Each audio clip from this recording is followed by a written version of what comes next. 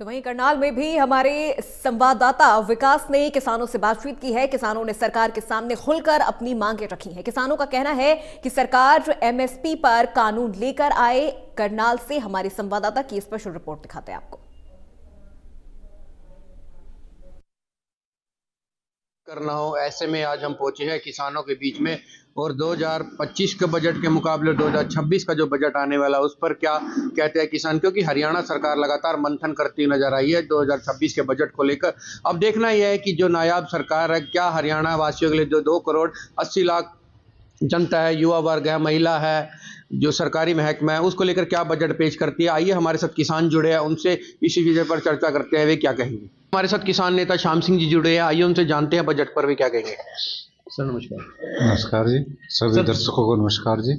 Sir 2025 के मुकाबले budget कैसा लगा, और अब 2026 का बजट में अब सरकार मंथन करती हुई नजर आ रही है, तो उस पर क्या कहेंगे आप।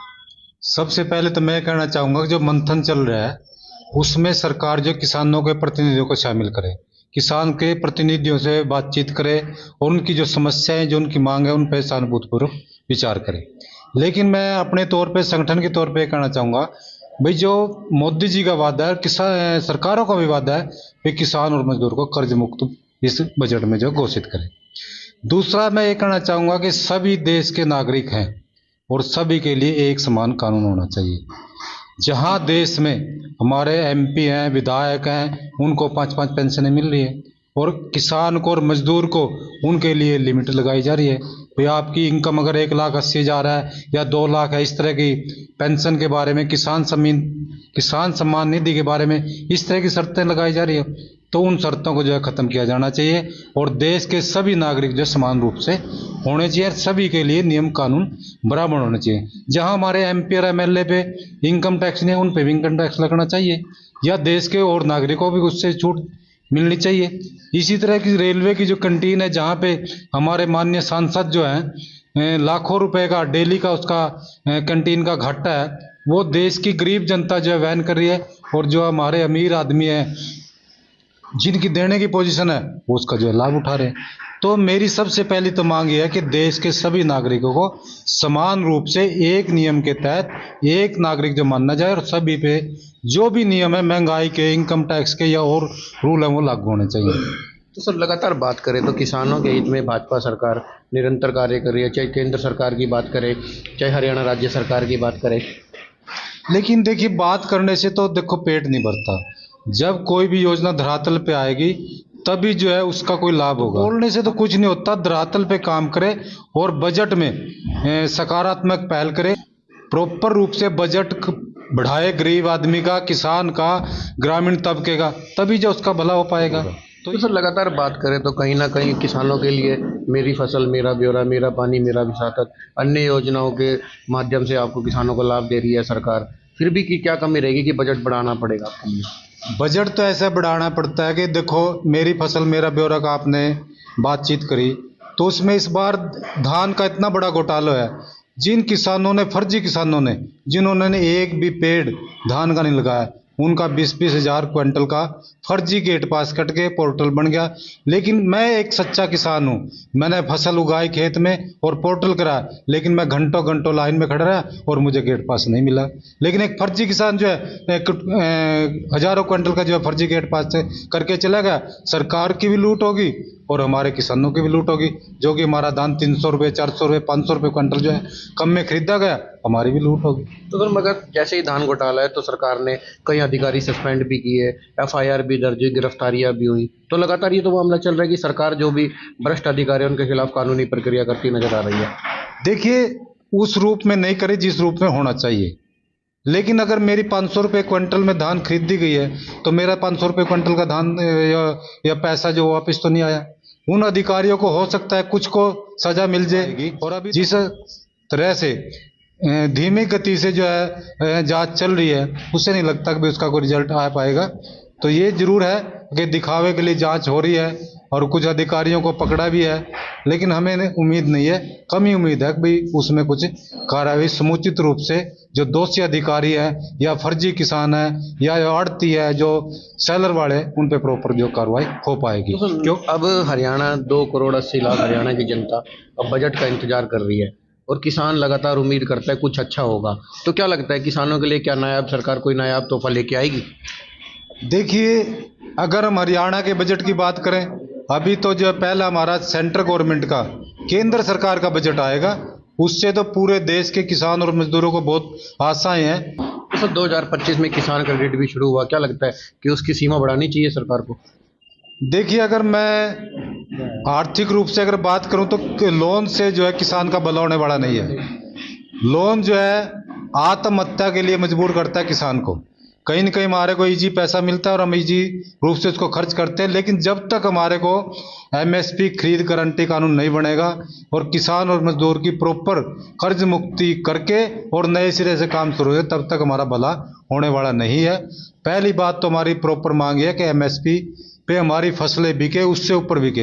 एमएसपी जो है वो न्यूनतम समर्थन मूल्य है, ना कि वो खरीद मूल्य है, लेकिन फिर भी हम मजबूरी में एमएसपी की डिमांड कर रहे हैं। खरीद मूल्य, लाभकारी मूल्य है, तो जो हम मांग करते थे वो भी हम भूल गए, किसान संगठन भी भूल गए, लेकिन लाभकारी मूल्य किसान को मिलना चाहिए, तभी जो किसान का भला होगा। लगातार बजट पर चर्चा करने के लिए हमारे साथ अन्य किसान भी जुड़े, उनसे ही बातचीत करते हैं, क्या कहेंगे? सर नमस्कार। नमस्कार जी, आपको भी नमस्कार, आपके श्रोताओं को नमस्कार। तो सर हरियाणा भाजपा सरकार जो बजट को लेकर चर्चा में है, बजट पर मंथन करते नजर आए, तो क्या अपेक्षा करते हैं आप? उपेक्षाएं तो बहुत है भाई, लेकिन सरकार सुने समझे और उसको पूरा करे तभी कुछ बात बने। अभी धान की फसल गई है, सभी को पता है कि धान की फसल भी किसान की 300, 400, 500, 600 रुपये क्विंटल तक एमएसपी से नीचे बिकी। तो कहां है? कुछ भी नहीं है। तो मेरा तो कहना ये है किसानों के लिए पहली तो बात यह है कि किसानों के लिए अलग से बजट पेश किया जाए, किसानों के लिए अलग से बजट रखा जाए। यहां तक की बात है, ये कहां भला करेंगे? जब कभी चौधरी चरण सिंह देश के प्रधानमंत्री थे, उस वक्त पूरे बजट का, देश का जो पूरी जो व्यवस्था थी, 40% बजट खेती पर लगता था सारा, और आज वो सिमट कर 7% पर आ गया। कहां कितना घटाया गया? शिक्षा का बजट को देखिए, कृषि बजट को देखिए, सारे कम कर दिए। मगर कहते हैं किसान को रीढ़ की हड्डी माना जाता है, अगर किसान नहीं रहेगा तो कुछ भी चलना असंभव है। ये कहते तो है, सारा कुछ कहते हैं, इनको पता भी और सच्चाई भी यही है। ये कहते जरूर हैं, लेकिन करते तो कुछ भी नहीं। लगातार किसानों से बात ही करने पर बजट पर उन्होंने कहा कि 40% किसानों का बजट होना चाहिए, क्योंकि जो पूरा देश है कहीं ना कहीं किसानों पर निर्भर करता है और किसानों को रीढ़ की हड्डी माना जाता है। वहीं अन्य किसान भी हमारे साथ, किसान नेता रतन मान जी भी जुड़े हैं, उनसे भी जानते हैं। सर क्या कहेंगे, बजट पर मंथन करती हरियाणा सरकार नजर आ रही है, लगातार अधिकारियों की तमाम मीटिंग चल रही है। देखिए, बजट एक बहुत महत्वपूर्ण विषय होता है और लोगों की बड़ी अपेक्षाएं होती हैं कि हमारी सरकार कुछ ना कुछ हमारे लिए कुछ घोषणाएं करेंगी। दूसरा ये है कि हरियाणा का मुख्यमंत्री किसान का बेटा है, नायब सैनी। मुझे बहुत उम्मीद है कि वो कुछ अब की बार बजट में नया करके दिखाएंगे। तो शिक्षा और चिकित्सा पर भी हरियाणा सरकार ने फोकस करना पड़ेगा, ताकि गरीब जनता लूटने से बचे और उनको राहत मिले शिक्षा चिकित्सा में। और मैं फिर दोहरा रहा हूं कि कर्ज मुक्ति की बात हो बजट में, एमएसपी खरीद गारंटी का कानून बने C2+50 के फार्मूले पे। तो क्या आपने भी पत्र लिखा है कि किसान प्रतिनिधि जाए और जो नायाब सरकार है वो हमसे बातचीत करे, किसानों के लिए मंथन करके हम हमारे भी विचार विमर्श करें? नहीं, इसमें पत्र लिखने वाली तो कोई बात नहीं।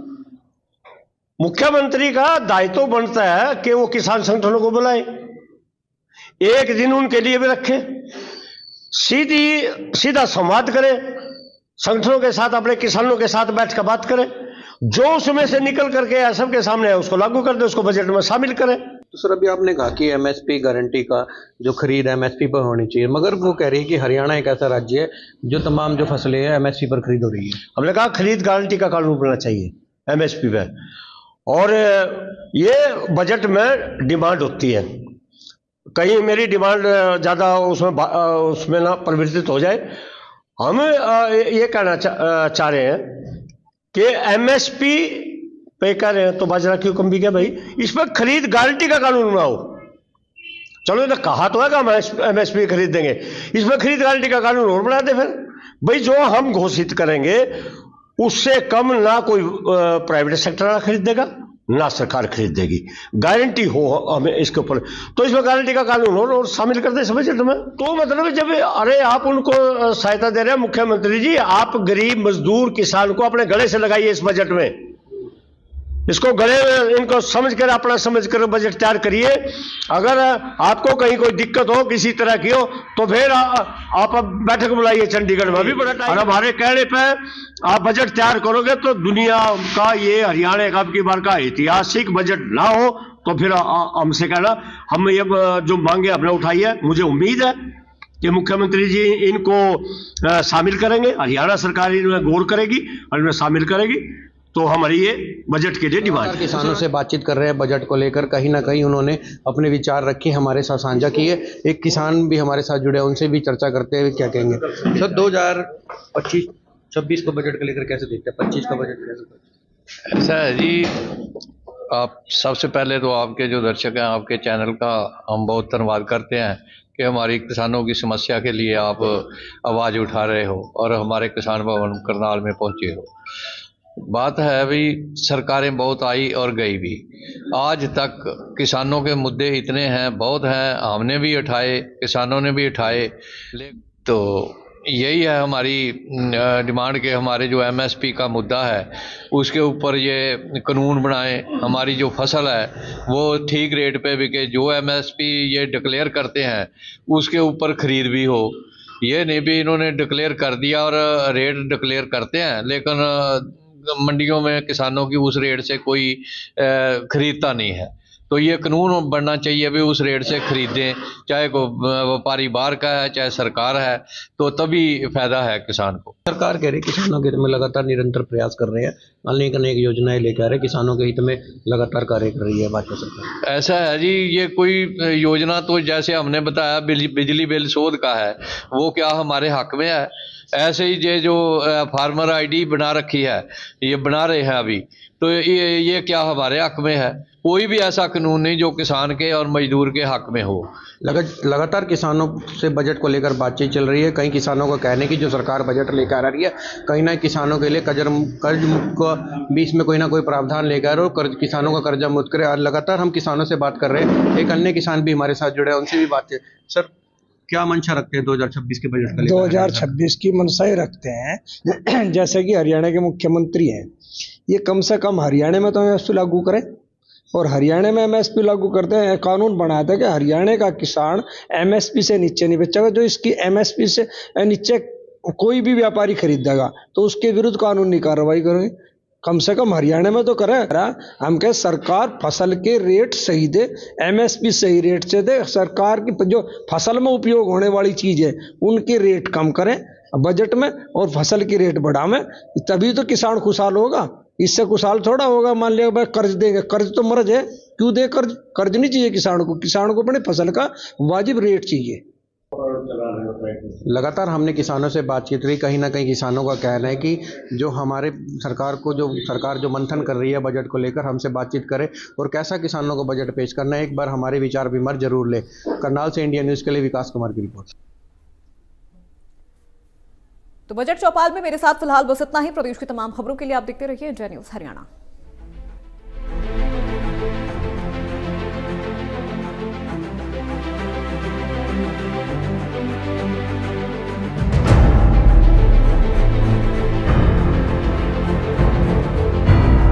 नफीस जी 45 साल